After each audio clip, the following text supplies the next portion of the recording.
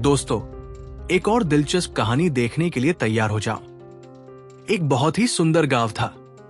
उस गांव में एक दादी माँ रहा करती थी, जिसकी उम्र तकरीबन 90 वर्ष की थी।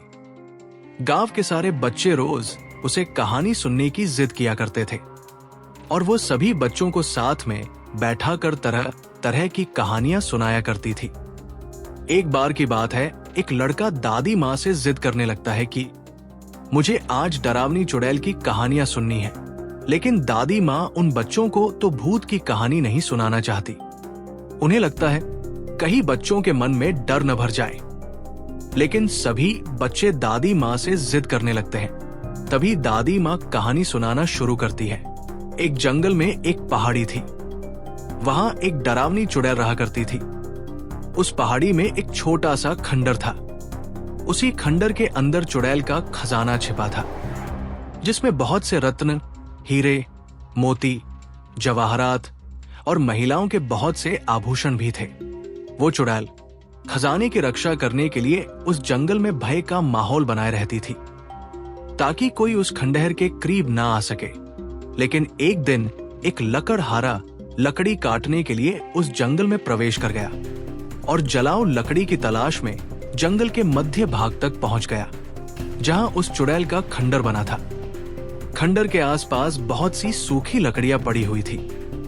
उसने सोचा कि इससे उत्तम जलाऊ लकड़ी तो कोई हो ही नहीं सकती, जो पूरी तरह सूखी हुई थी। वो लकड़हारा खंडर की सीढ़ियों से लकड़ियां इकट्ठा करता हुआ आगे बढ़ता गया।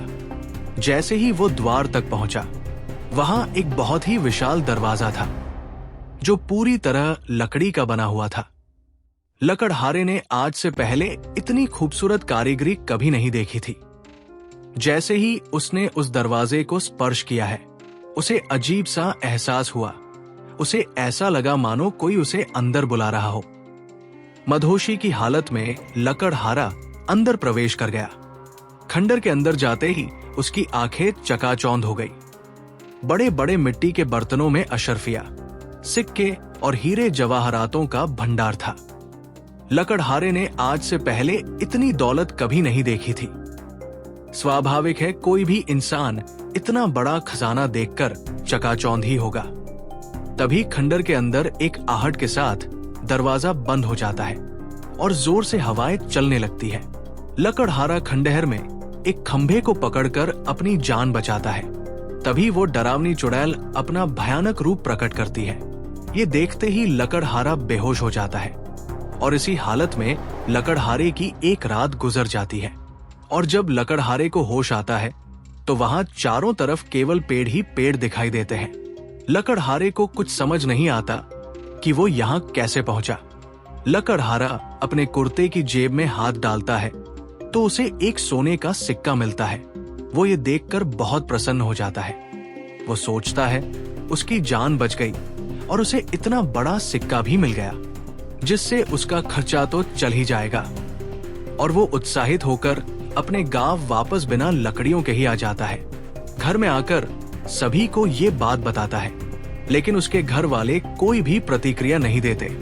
उसे लगता है मैं इतनी जोर जोर से सबको अपनी बातें बता रहा हूँ, लेकिन कोई मेरी बातें सुन क्यों नहीं पा रहा। तभी वो पास में ही पड़े पानी के बर्तन में मुंह धोने के लिए हाथ डालता है, लेकिन वो पानी की एक बूंद को भी स्पर्श नहीं कर सकता। उसे कुछ समझ नहीं आता कि वो अदृश्य हो गया है या उसकी मृत्यु हो चुकी है। और तभी दादी माँ सभी बच्चों को नींद से जगाती है। दरअसल कहानी सुनते सुनते सभी बच्चों को नींद आ चुकी थी, और जैसे ही सभी बच्चों की आंख खुलती है, तो सभी बच्चों के हाथ में एक एक सोने के सिक्के होते हैं।